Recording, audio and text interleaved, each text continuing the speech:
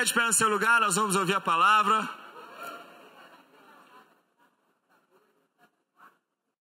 E hoje vai sentir calor, filho. E hoje o Arthur vai trazer a palavra. O Arthur. Aí agora a pressão aumenta. Você pensa num cara que é servo, que tem o coração humilde, que respeita a liderança, que dá o sangue pela célula, dá o sangue pela igreja, é esse menino. E eu tenho certeza que assim como Deus usa ele para falar na célula dele, Deus vai usar ele para falar contigo nessa noite. Então feche os seus olhos, estenda as suas mãos. Deus, nós oramos a Ti pela vida do Arthur. Deus, ele é do Senhor, foi o Senhor que o escolheu. Por isso eu quero pedir ao Senhor agora, na autoridade, no nome de Jesus Cristo, que o Senhor encha a boca do Arthur de palavras, que ele fale aos nossos corações aquilo que o Senhor tem para nós nessa noite. Eu o abençoo nessa noite, em nome de Jesus. Amém. Boa noite. Já falei que eu não gosto desse microfone. Boa noite, paz seja com todos.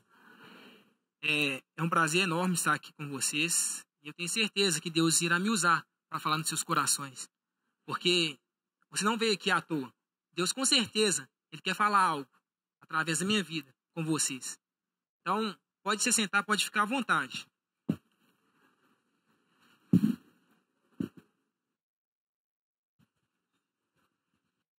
O tema da mensagem que nós estamos trabalhando durante esse mês é independência ou morte. Então, eu trouxe aqui o significado de independência.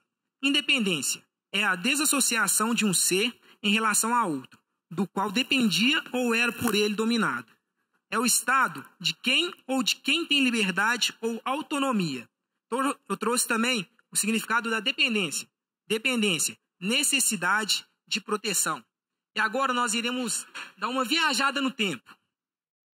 Nós vamos voltar lá em 1500, quando o Brasil foi descoberto por Portugal.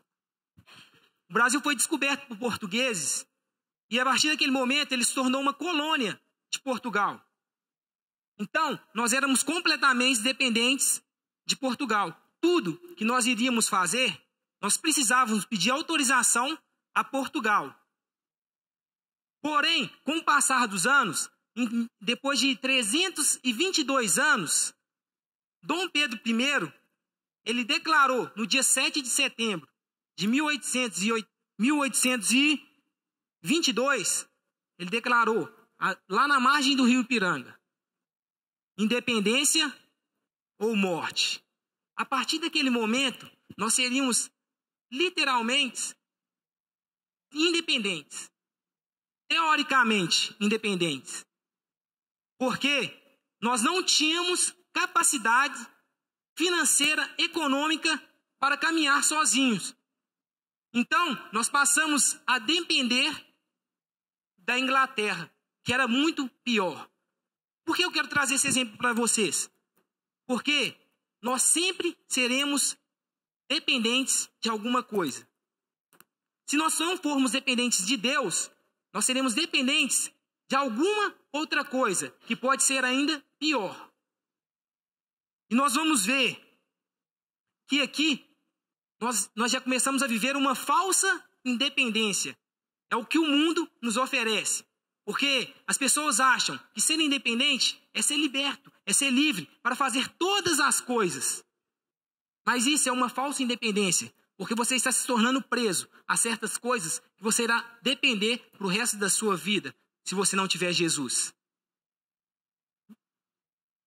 Nós precisamos ser como crianças. Deus, Ele deseja, Ele coloca em nosso coração. O coração de Deus está voltado a nós, para que a gente seja como crianças. Por quê? Se nós observarmos, quando nós éramos crianças, o que acontecia? Nós éramos completamente dependentes dos nossos pais. Tudo que nós queríamos fazer, que nós queríamos ter, nós buscávamos em nosso pai. Ele tinha que nos autorizar a fazer aquilo. Nós não poderíamos fazer nada sem antes perguntar a Ele. Nós não sabíamos falar. Nós aprendemos a falar, nós aprendemos a andar, nós aprendemos várias coisas. E com o passar dos anos, o que acontece? Nós começamos a querer a independência. Aí que entra o maior perigo. Porque mesmo sem ser capaz de ser independentes, nós começamos a reivindicar a nossa independência. Só que ao contrário de Dom Pedro I, que gritou independência ou morte, quando nós fazemos isso, quando nós reivindicamos nossa dependência, não queremos mais depender de Deus, que é o nosso Pai, nós estamos gritando, independência é morte. Porque se você não depende de Deus, você está correndo um sério risco de morte. Porque Deus, Ele sabe de todas as coisas. Ele te livra, Ele te liberta. Mas as coisas do mundo, elas só te aprisionam. Elas só te faz viver uma falsa independência. Nós iremos ver lá em Jeremias 17:5. Quem tiver a Bíblia, pode abrir, por favor.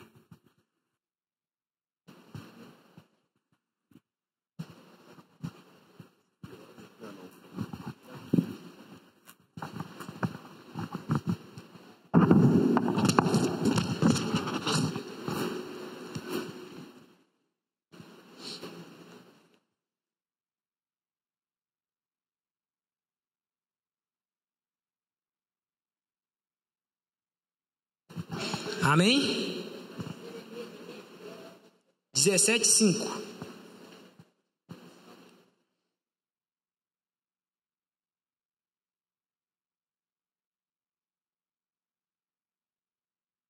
Amém. Está escrito lá assim, ó. Assim diz o Senhor, não sou eu quem digo, é o Senhor. Maldito o homem que confia no homem, faz da carne mortal o seu braço e aparta o seu coração do Senhor. Lá no verso 7, vai estar escrito assim, ó. Bendito o homem que confia no Senhor e cuja esperança é o Senhor.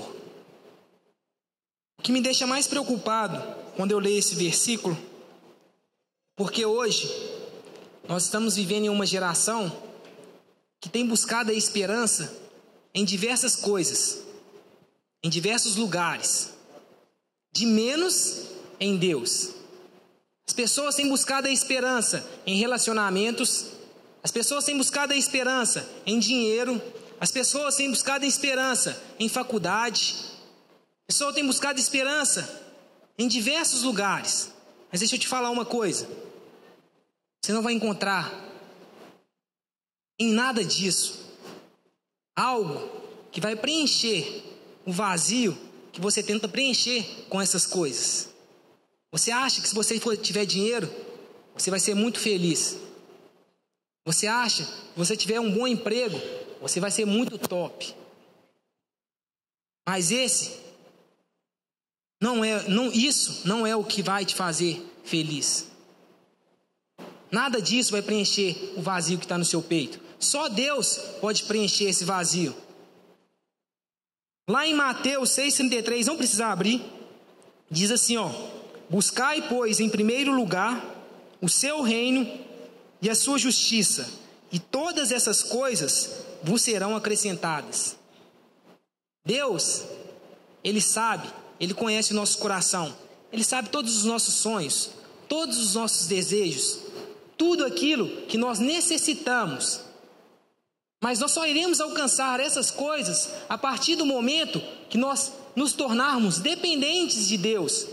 Porque aí Ele irá nos dar direção para que a gente possa conquistar o que realmente nós precisamos. Agora, quando nós somos independentes, o máximo que nós iremos alcançar é o padrão que a sociedade impõe em sua vida como um padrão perfeito. A sociedade diz que se você tiver muito dinheiro, que se você tiver carro do ano, que se você andar com roupa de marca, você é top. A sociedade impõe isso para nós. Então a única coisa que nós alcançamos quando nós somos independentes, é a sociedade. É o padrão que a sociedade impõe em nossas vidas. Mas será mesmo que o dinheiro, ele é tão importante assim? Ou Jesus é mais importante? Porque o dinheiro, o amor ao dinheiro, te faz matar. O amor ao dinheiro te faz roubar. O amor ao dinheiro faz com que você venda seu próprio corpo. O amor ao dinheiro faz filhos matarem pai. O amor ao dinheiro faz marido matar esposa, esposa matar marido, família ser destruída por conta do amor ao dinheiro. E você só é aceito se você tiver tudo isso que a sociedade impõe. Agora com Jesus é diferente.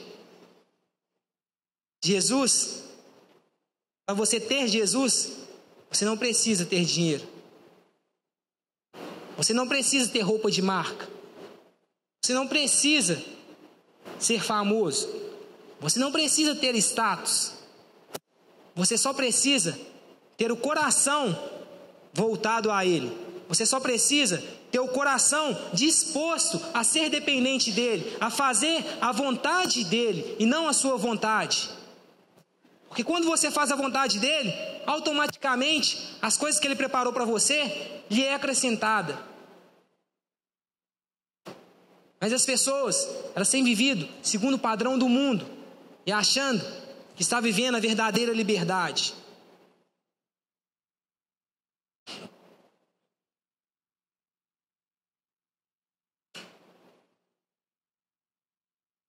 Se nós olharmos na Bíblia, nós iremos ver a história de vários homens que foram dependentes de Deus.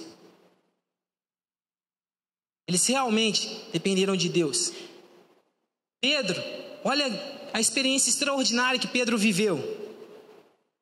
Pedro andando sobre as águas. E me fez refletir muito essa passagem. Porque enquanto Pedro andava sobre as águas, diz que ele estava olhando para Jesus.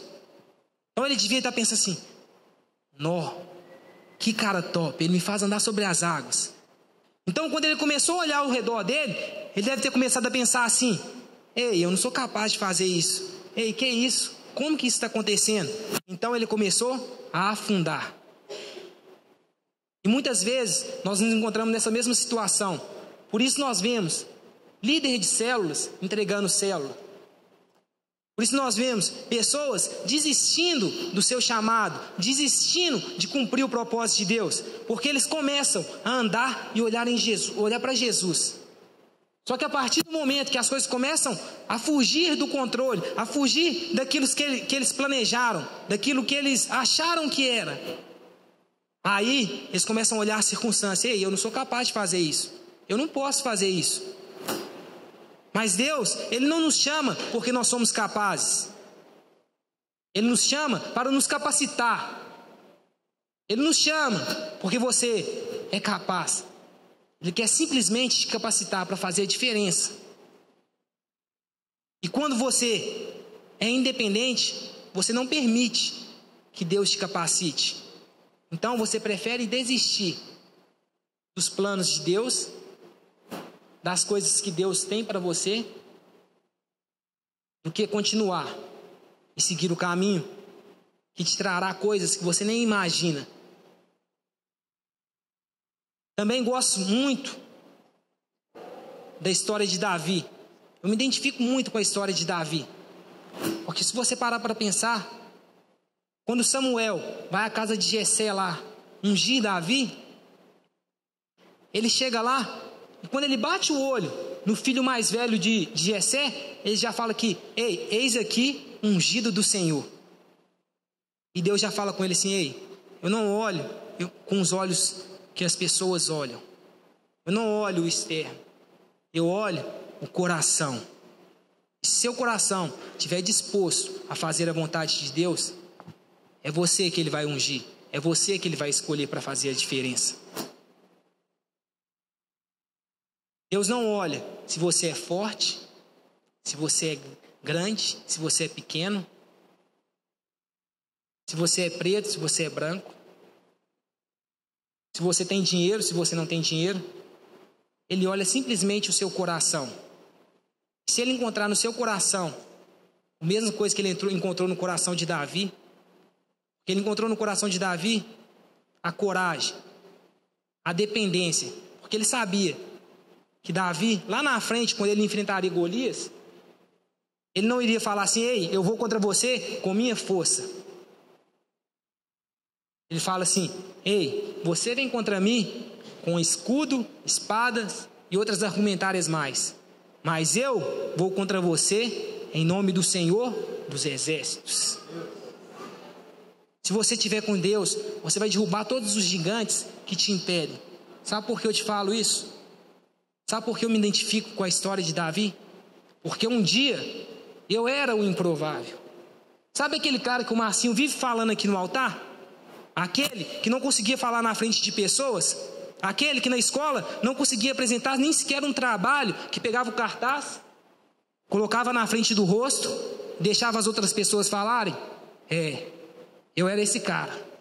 Eu era exatamente esse cara. Mas então, eu tinha um gigante também.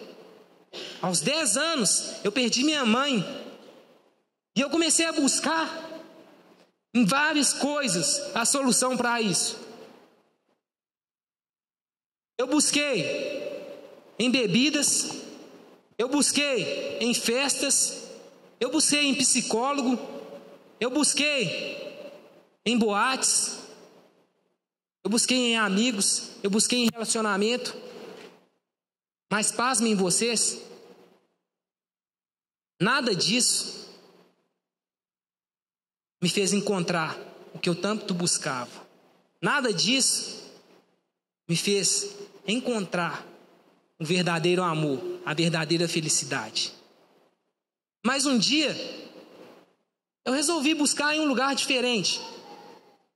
Eu não estava muito empolgado, eu não estava muito disposto, mas eu já tinha buscado em todas as coisas. Eu estava preso a tantas coisas. Eu achava que eu era livre fazendo aquilo tudo, mas cada dia eu me tornava mais preso, porque se eu ficava sexta em sexta fora, agora eu queria ficar sexta, sábado e domingo. Porque quando eu chegava em casa, eu só sabia chorar. Só sabia chorar. Mas a palavra de Deus nos diz: bem-aventurado os que choram, porque esses serão consolados. E nesse dia, eu tomei a decisão de buscar em um lugar diferente. Era o meu consolo. Eu resolvi ir em uma célula. E quando eu cheguei na célula, eu vi pessoas alegres, eu vi pessoas brincando, eu vi pessoas sorrindo. E elas não precisavam de nada daquilo que eu achava que era necessário para ser feliz. Elas não precisavam de bebida, elas não precisavam de músicas, elas não precisavam de amigos, de estar naquele lugar onde pessoas acham que são felizes, que acham que têm verdadeiros amigos. Elas não precisavam de nada disso. E eu, então, fiquei meio que impressionado. Mas o que mais me impressionou naquela noite foi quando eles falaram para mim assim: ei, você é muito valioso para Deus. Você tem um valor muito alto. Deus, Ele deu o único filho que Ele tinha por você. Ele te ama tanto que Ele deu o filho dele para te purificar do pecado, para te livrar do pecado. Ele te ama muito. E eu saí de lá com aquilo na cabeça. Falei: que Deus que é esse? Que me ama tanto assim? Eu sou todo avacalhado, todo errado, e Ele ainda me ama? Como assim? Então eu comecei a buscar mais daquilo. Aí eu comecei a vir na igreja, comecei a interessar mais pela Bíblia. E eu comecei a descobrir coisas fantásticas. Até o dia em que eu aceitei Jesus nesse altar. E minha história foi mudada. E aquele gigante que me vencia todas as vezes durante 9 anos, ele não tinha mais poder nenhum para me derrubar. Agora eu poderia derrubar ele. Porque agora eu tinha Jesus. E cada dia eu ficava mais impressionado. E eu chegava na célula e as pessoas falando: ei, nossa, Deus falou comigo. Ei, eu fui tocado por Deus. E eu falei com Deus assim: ó Deus, por que você fala com todo mundo, toca todo mundo? Eu também quero. Então, um dia foi pregado aqui sobre o amor ao próximo. Eles pregaram sobre amar ao próximo como a nós mesmos. E eu fui embora para casa com aquela palavra na cabeça, com aquela palavra no coração, na verdade. E então, um dia, no Pindorama, meia-noite quase, voltando para casa, estava de carro, uma pessoa me parou, uma mulher me parou e falou assim: ei, tem como você me ajudar? Meu marido está passando mal desde cedo. Aí eu já comecei, a pregar, né? Aí vem os versículos tudo na mente. Quando você não quer fazer a vontade de Deus, porque era minha vontade, não era ajudar ela. Aí eu já falei: eu tenho que honrar meu pai. Meu pai fala para eu não conversar com estranho. Aí você lembra da Bíblia na hora. Então eu vou... Tá ali, eu falei com ela assim: ei, não tem como te ajudar não. Eu trabalho amanhã cedo. Só que quando eu arranquei o carro, pela primeira vez eu ouvi a voz de Deus. Pela primeira vez eu vi Deus falando comigo. Deus falou assim: ei, e o amor ao próximo? E se fosse você que estivesse sentindo aquela dor ou passando mal? E na hora eu freiei. Olhei no retrovisor, dei ré e falei com aquela mulher assim: ei, pode entrar que eu vou levar vocês lá no UPA. A partir do momento que aquela mulher entrou no carro, eu não conseguia falar mais nada, porque eu só sabia chorar. Porque além de ouvir a voz de Deus pela primeira vez, eu estava sentindo a presença de Deus. E não tem nada que se compara com isso. Dinheiro pode ser bom, mas eu te garanto que a presença de Deus é 1000 vezes melhor. Nada era melhor que aquilo. E eu fui chorando daqui lá. Eles deviam estar pensando assim: vamos ver, esse menino está achando que eu vou roubar ele. É possível, porque eu só sabia chorar realmente, eu não conseguia falar nada. A lágrima só escorria, eu dirigia.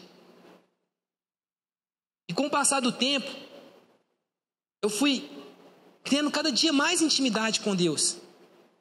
E esse ano foi um ano que tudo começou a acontecer. Depois de tanto tempo buscando a Deus e não vendo resultados, talvez eu poderia ter desistido, mas eu cria que o Deus que começou a obra, Ele é fiel para terminar ela.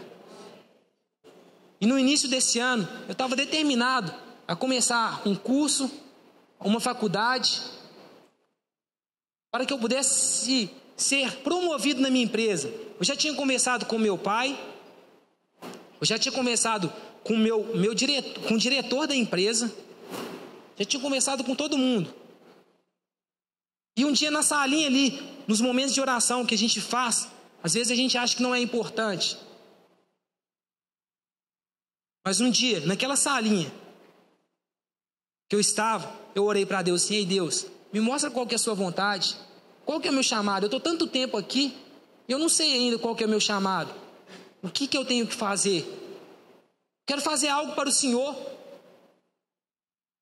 Qual que é meu chamado? E Ele não me falou nada. E eu fui para casa, voltei. Só que durante a semana que passou, quando chegou na próxima semana, o pastor Tiago não parava de pregar sobre priorizar primeiro o reino de Deus. Deus começou a colocar no meu coração para me fazer o ITQ.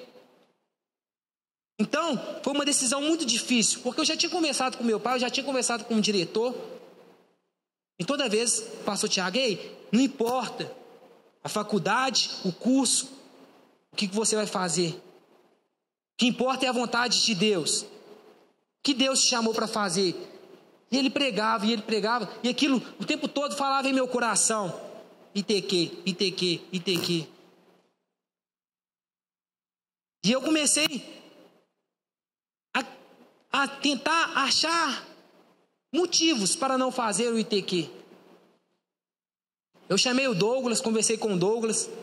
Falei, eu tenho certeza qual que é meu chamado agora. Mas eu estou com muito medo.